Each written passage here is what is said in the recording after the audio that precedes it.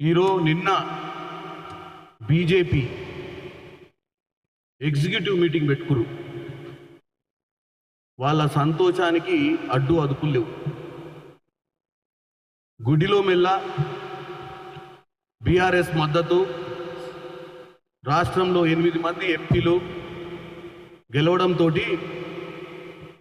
BJP వాళ్ళు అదేదో రానున్న రోజులల్లో తెలంగాణ రాష్ట్రంలో క్రియాశీలకంగా లోకల్ బాడీ ఎన్నికలు గెలుస్తాము, ఒక సామాన్యుడు ముఖ్యమంత్రి అవుతాడు, వాళ్ళ ఇన్ఛార్జ్ మంత్రి గారు వచ్చిర్రు, మంత్రి గారు చెప్తున్నాడు.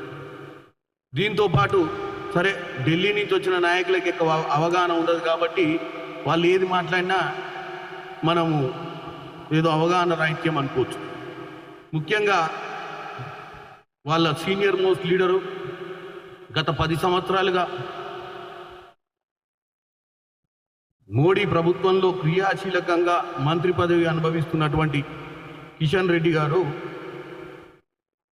గారిని చూస్తే గురువింద గుర్తుకొస్తున్నాం.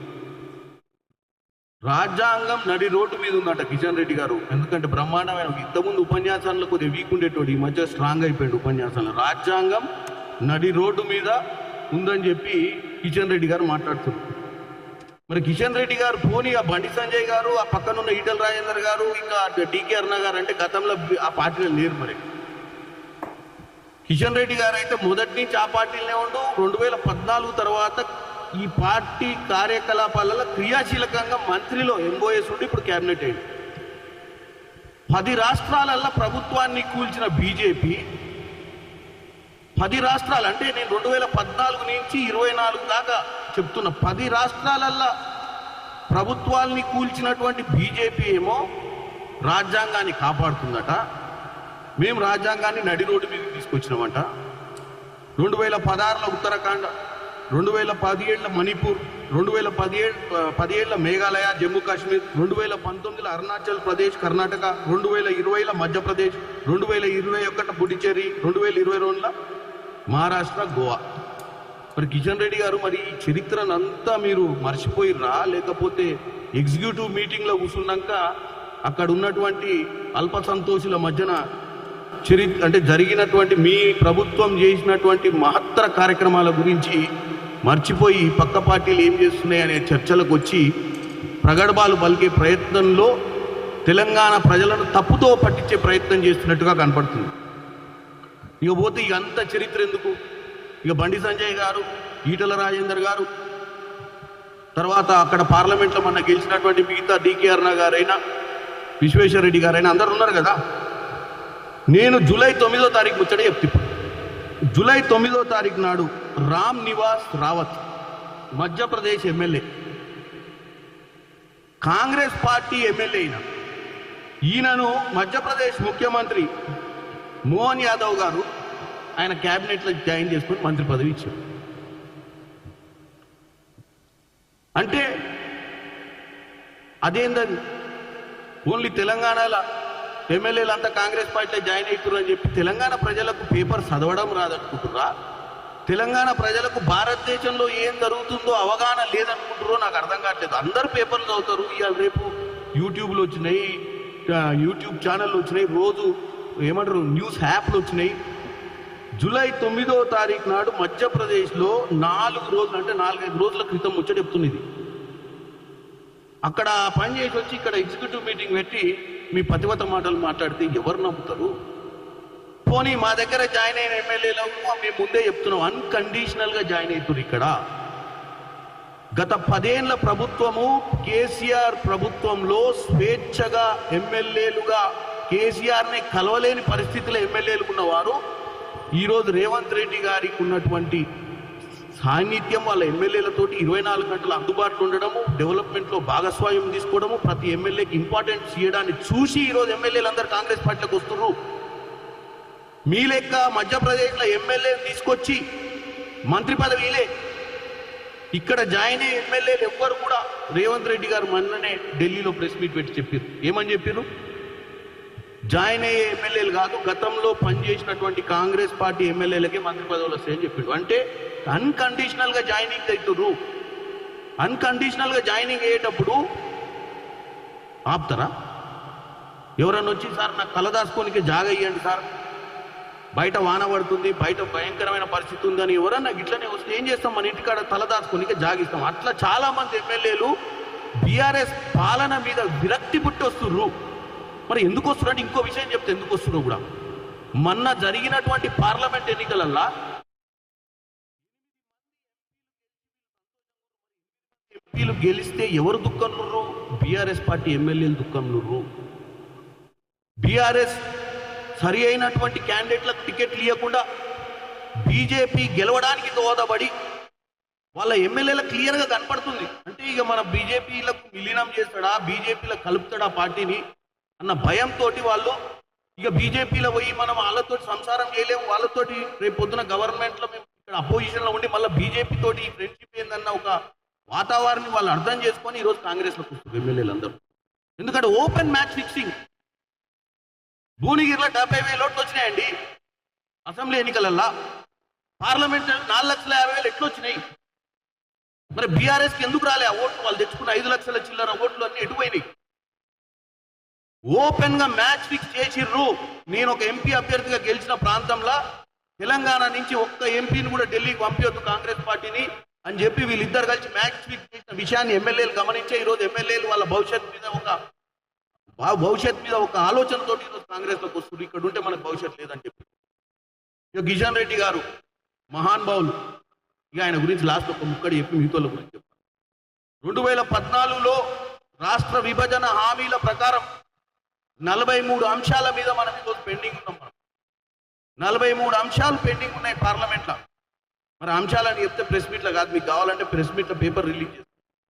మరి కిషన్ రెడ్డి గారు ప్రభుత్వంలో ఉండి ఇంత చిత్తశుద్ధితో ఉండి మరి కిషన్ రెడ్డి గారు ఆ రోజు పార్లమెంట్లో ఒక మంత్రిగా ఉండి కూడా మా రాష్ట్రానికి రావాల్సిన విభజన హామీలు ఇవ్వండి, బయ్యారం ఉక్కు కర్మాగారం ఇవ్వండి, ట్రైబల్ యూనివర్సిటీ ఇవ్వండి, కోచ్ ఫ్యాక్టరీ ఇవ్వండి, టర్మరిక్ బోర్డు ఇవ్వండి, ఇట్లా చెప్పుకుంటూ పోతుంటే ఐటీఆర్ ఇవ్వండి, ఇవన్నీ చెప్పుకుంటూ పోతే చాలా అంశాలు ఉన్నాయి. మరి అవన్నీ చేయకుండా ఈరోజు సిగ్గుచరం లేకుండా ఎగ్జిక్యూటివ్ మీటింగ్ పెట్టి తెలంగాణ ప్రజలకు ఏం చెప్తాం అనుకుంటున్నాం? 10 ఏళ్ళ అధికారంలో ఎవరు ఉన్నారు ఢిల్లీలో?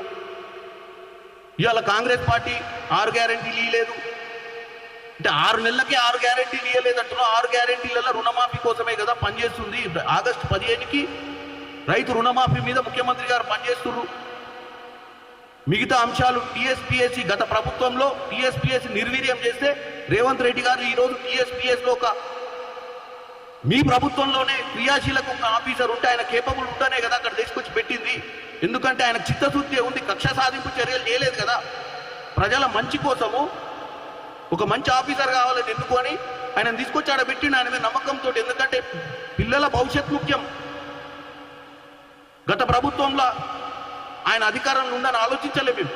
అంటే టీఎస్పీఎస్ మీద చిత్తశుద్ధి అని చెప్తుంది. చిత్తశుద్ధి ఉంది రేవంత్ రెడ్డి గారికి. ఈ సంవత్సరంలో ఇచ్చినటువంటి హామీలన్నీ నెరవేర్చడానికి అన్ని ఖాళీలు నింపాలని చూస్తుండు నిరుద్యోగులై. ఈలోపు వీళ్ళు ఒక 5-6 పట్టుకొని నోటిఫికేషన్లను కన్ఫ్యూజ్ చేసే విధంగా నినాదాలు ఇప్పించి ఎట్టి పరిస్థితుల ఎన్నికలు ఎట్లా రద్దు చేయాలి, ఫస్ట్ గవర్నమెంట్ మీద ప్రెజర్ పెట్టాలి, విధి విధానాలు మార్చమని.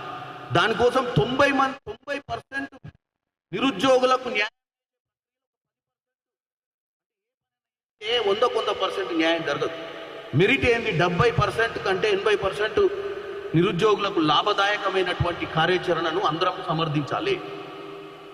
ఒక డెవలప్మెంట్ కార్యక్రమంలో ఒక స్ట్రాంగ్ అపోజిషన్, హెల్తీ అపోజిషన్ ఉన్నటువంటి బీఆర్ఎస్ పార్టీ ఈరోజు నిర్వీర్యం కావడానికి ఇట్లాంటి చిల్లర పనులు చేయడం వల్లనే. మొట్టమొదటి అసెంబ్లీ సమావేశాలకు కేసీఆర్ హాజరు కాలి. మరి నల్గొండలో పోయి మీటింగ్ పెట్టిండు కృష్ణా జలాల మీద. ఈడ ఉన్న 3-4 కిలోమీటర్ రాలేదు కానీ 200 కిలోమీటర్లు పోయి మీటింగ్ పెట్టిండు.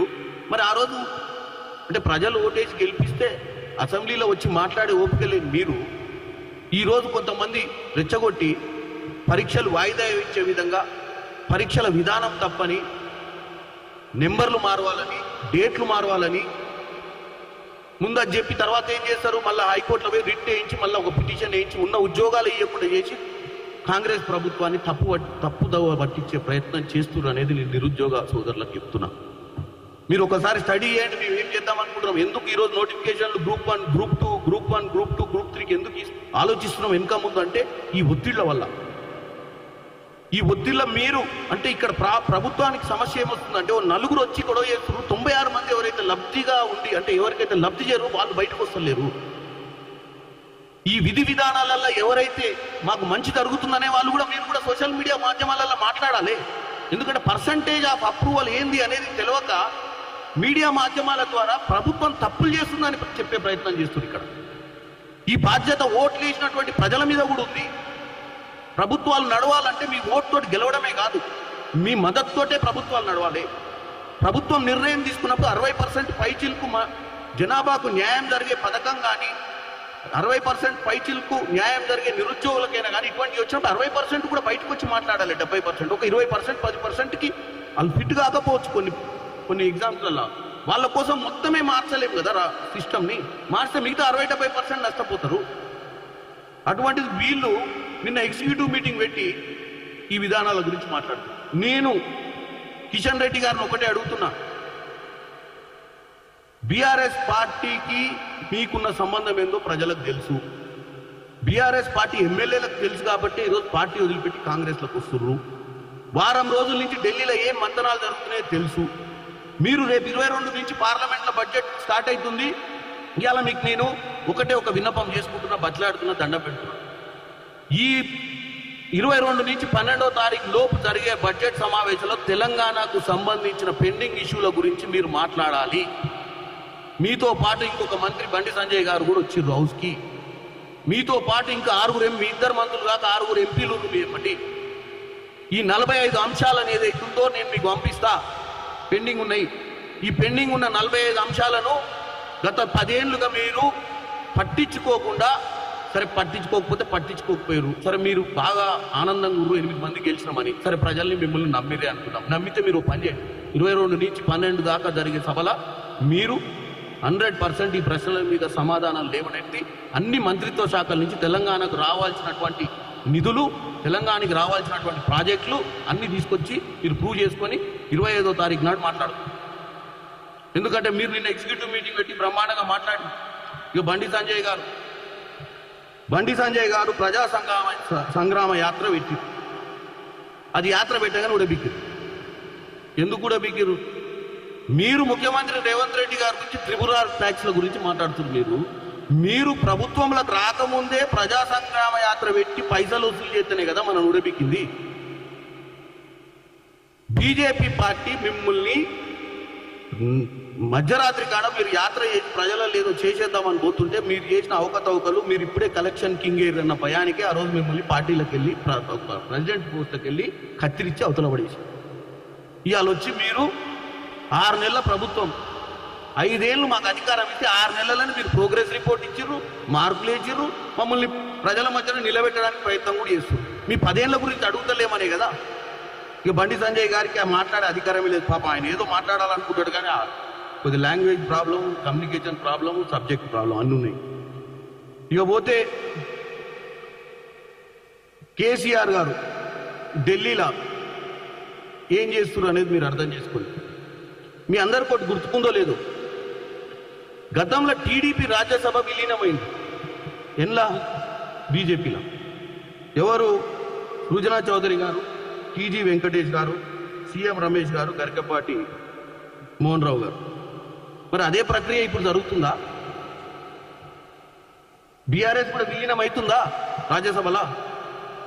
కవిత గారి బెయిల్ కోసము రాజ్యసభలో అప్పర్ హౌస్లో నరేంద్ర మోడీ గారికి బీఆర్ఎస్ మద్దతుగానా లేకపోతే విలీనమేనా?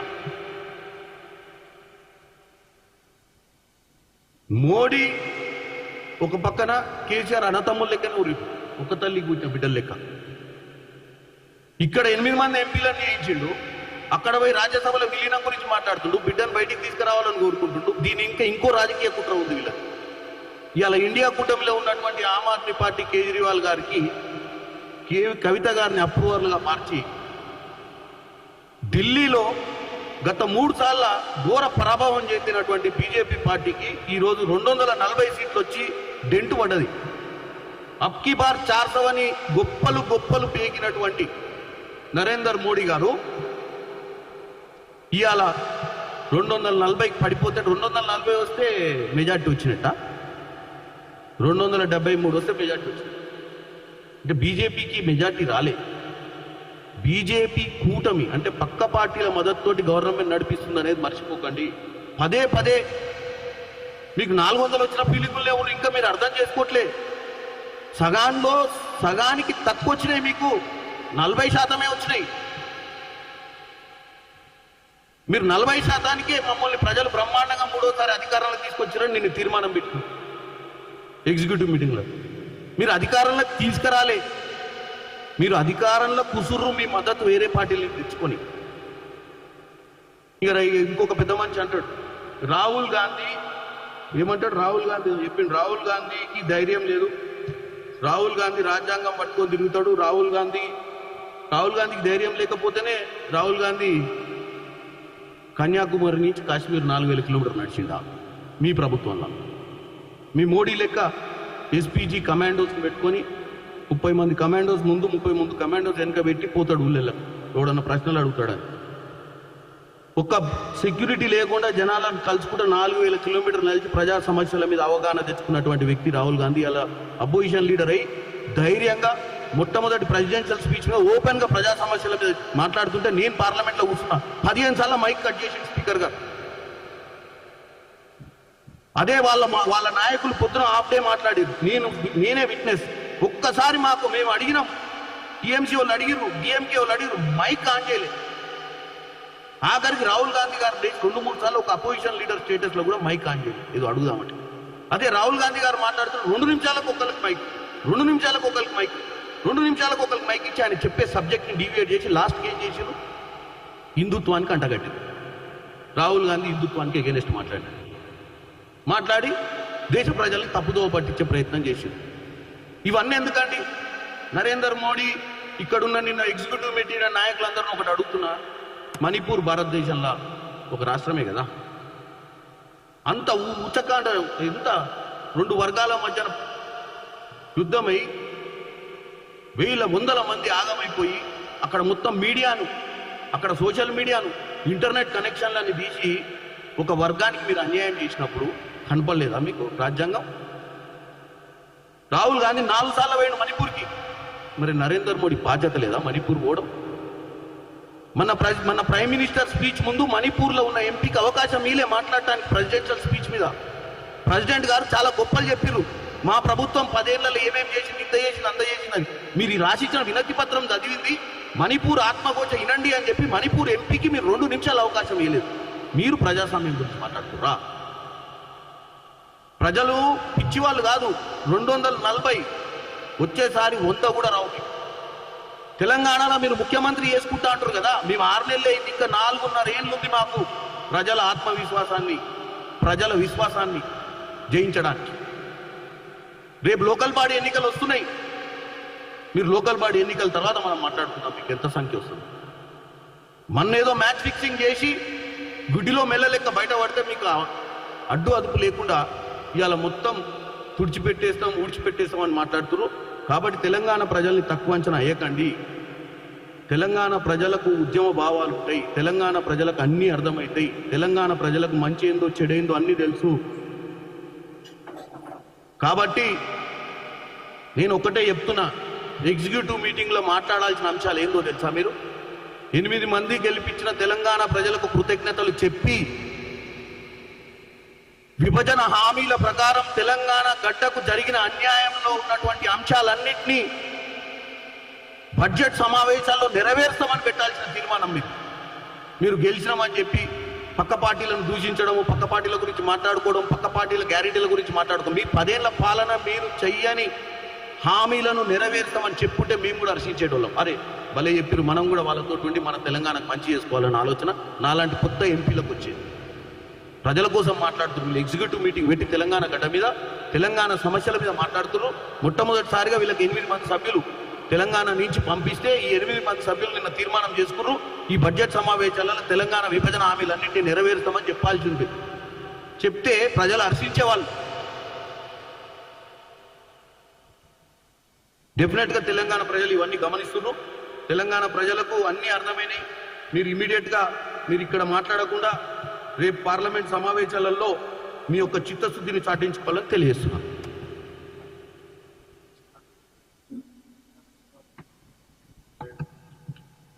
నేను అదే చెప్తున్నా. ఇప్పుడు వాళ్ళు ఎప్పుడో జూన్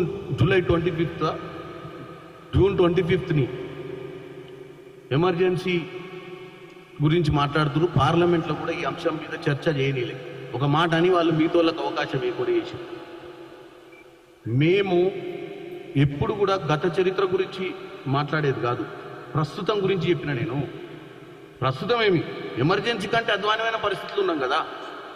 ఆ రోజు ఇందిరాగాంధీ గారు మీరు చెప్తున్న నరేంద్ర మోడీ ఈ రోజు వరకు సారీ చెప్పలే మణిపూర్లో జరిగిన సంఘటనలకు. ఆ రోజు ఇందిరాగాంధీ గారు అనుకోని పరిస్థితులు అటువంటి ఎమర్జెన్సీ పెట్టినాం, ప్రజలకు నష్టం జరుగుంటే క్షమించాలని కూడా చెప్పింది ఇందిరాగాంధీ. కానీ నరేంద్ర మోడీ గారు ఈ రోజు వరకు మణిపూర్లో జరిగినటువంటి, గోధ్రాలో జరిగినటువంటి ఆయన ముఖ్యమంత్రి ఉన్నప్పుడు ఏదన్నా ఒక రోజన్నా క్షమాపణ చెప్పిందా? నేను ఒకటే అడుగుతున్నా, మనం చేసేటప్పుడు ఎక్కడన్నా నిర్ణయాలలో ఏమన్నా పొరపాటు జరిగితే ఒక సమస్యను పరిష్కరించిన ఇంకో సమస్య తలెత్తినప్పుడు నాయకుడు అర్థం చేసుకొని దాన్ని సవరించుకోవాలి. సవరణనే చేసుకోలే, అది చరిత్ర, ఇది ప్రజెంట్. నేను ఇప్పటికి 2-3 అంశాలు మీకు ఇచ్చిన క్లారిటీ. ఇప్పుడు నిన్న ఇక్కడనేమో రాజ్యాంగం రోడ్డు మీద ఉంటున్నాడు, 4 రోజుల క్రితము మధ్యప్రదేశ్లో ఒక ఎమ్మెల్యే చేసుకొని మంత్రి చేసుకున్నారు. ఇదే ఎగ్జాంపుల్. మనం చెప్పేటప్పుడు వేరే వాళ్ళ గురించి మాట్లాడేటప్పుడు మనదేంది పరిస్థితి అనేది చూసుకోవాల్సిన అవసరం ఉంది.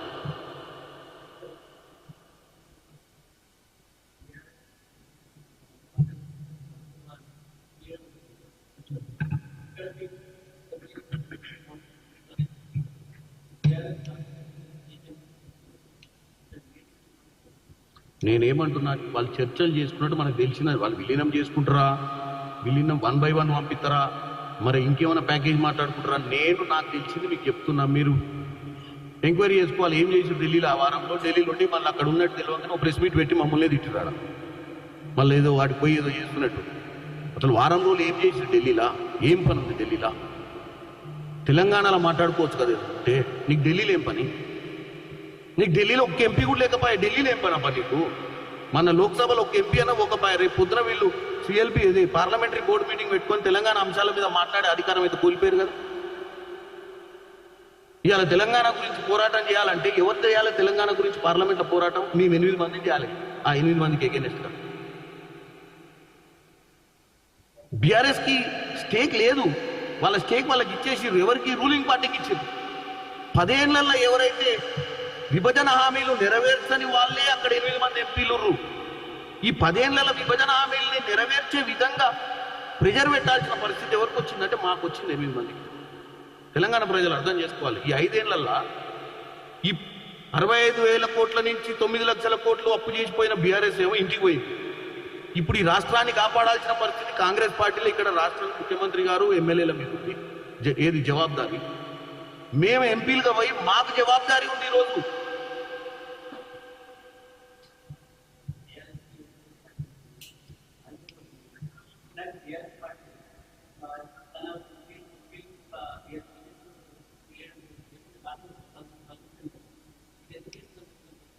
అంటే మొన్న ఎందుకు చేసినావు? మొన్న ఒక 2-3 ఎంపీలను గెలిపించుకోవాల్సిందే కదా. మీ అందరికి చెప్తున్నా, ఎమ్మెల్యేలు ఈరోజు జాయిన్ అవుతున్నారు అంటే వాళ్ళు మీటింగ్ పెడితే కూడా ఎమ్మెల్యేలు అటెండ్ కావట్లేరంటే ఎమ్మెల్యేలకు కాన్ఫిడెన్స్ పోయినట్టే కదా వాళ్ళ మీద. 8 మంది ఎంపీలు ఇవాళ నా పార్లమెంట్ గురించి చెప్పిన కదా మీకు 5 లక్షల చిల్లర ఓట్లు వచ్చినాయి 4 నెలల 5 నెలల క్రితము. 70,000 ఉన్న బీజేపీకి 4 లక్షల చిల్లర వచ్చి వీళ్ళకి 2 లక్షలు 1,500,000 వస్తే ఎట్టా?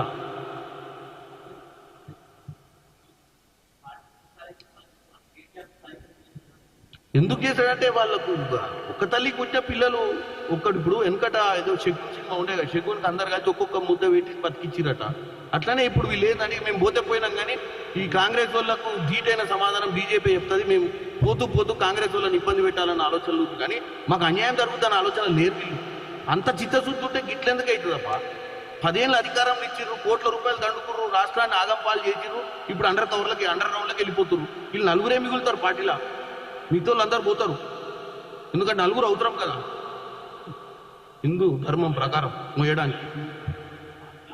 ఇప్పుడు ఆ నలుగురు కావాలి కదప్పా, ఆ నలుగురే ఉంటారు. 38 మందిలో నలుగురు ఉంటారు. ఆల్రెడీ 9 పోయినాయి 34గా, ఇక మిగిలినవి ఉన్నాయి. వాళ్ళందరూ కూడా పాకుతావు, కానీ ఇట్లకి వాళ్ళకి రావాలని ఉంది. కానీ జర వీళ్ళు మంతనాలు చేసుకోవాలి కార్యకర్తలతోటి. ఈ ప్రక్రియ మంచిగా జరిగేటట్టే ఉంది. ఎందుకంటే రోజు చూస్తున్నారు ఇవాళ ప్రెస్ మీట్ ఎందుకు రాలేదంటే అక్కడికి వెళ్ళిపోయినట్టు అందరు జాయినింగ్ అని. మరి ఇంకేమన్నా మధ్యాహ్నం ఏమైనా ఇంకేమైనా కొత్త ఏమో జాయినింగ్ చూడరు, ఏమన్నా ఇప్పుడు మెసేజ్లు వచ్చినాయి.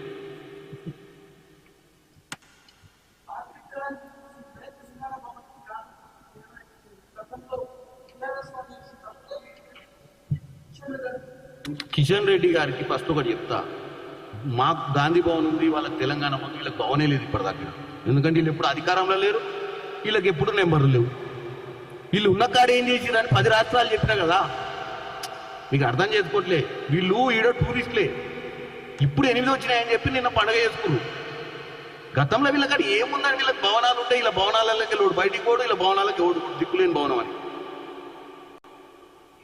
తెలంగాణలో వీళ్ళు నిజంగానే వీళ్ళు ప్రభుత్వంలో ఉండి ప్రభుత్వం ఫామ్ చేసే సత్తా ఉంటే మనకు తెలిసేది ఇలా భవనం ఏడుతో. ఇలా రాష్ట్రంలో మా ఊరికి తీసుకుపోతా బీజేపీ ఆఫీస్ ఏడుంటుందంటే ఊరికి తెలియదు. ఎందుకు తెలుస్తుంది చెప్పాలి ఏడుగురు అని? అది ఇంత ఆర్గనైజేషన్, 3 ఎమ్మెల్యేలు 4 ఎమ్మెల్యేలు 1 ఎమ్మెల్యే ఉన్నటువంటి పార్టీ అది. దానికి జంపింగ్లు ఎందుకుంటాయి, జాయినింగ్లు ఎందుకుంటాయి అబ్బా? ఆయన మస్తుగా చెప్తాడు. ఆయన చెప్పిన దానికే నేను ఫస్టే కిషన్ రెడ్డి గారికి చెప్పిన, 2014 నుంచి మీరు క్రియాశీలకంగా బీజేపీ ప్రభుత్వంలో భారతదేశంలో సెంట్రల్ గవర్నమెంట్లో ఉన్నప్పుడు ఈ 10 రాష్ట్రాలలో డేట్లతో సహా చెప్పిన. మరి ఈ 10 రాష్ట్రాలలో జరిగింది ఏంది? అది రాజ్యాంగానికి విరుద్ధం కాదా? ఈయన చెప్పే రాజ్యాంగం, ఈయనకు తెలిసిన రాజ్యాంగంలో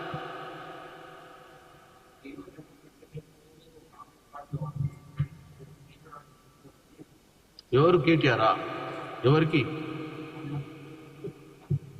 ఇప్పుడు ఏంది ఈ మధ్య ట్యూషన్ నేర్పుతుండే ఏంది ఆయన అనుభవం? అదే ఈ మధ్య ఏంది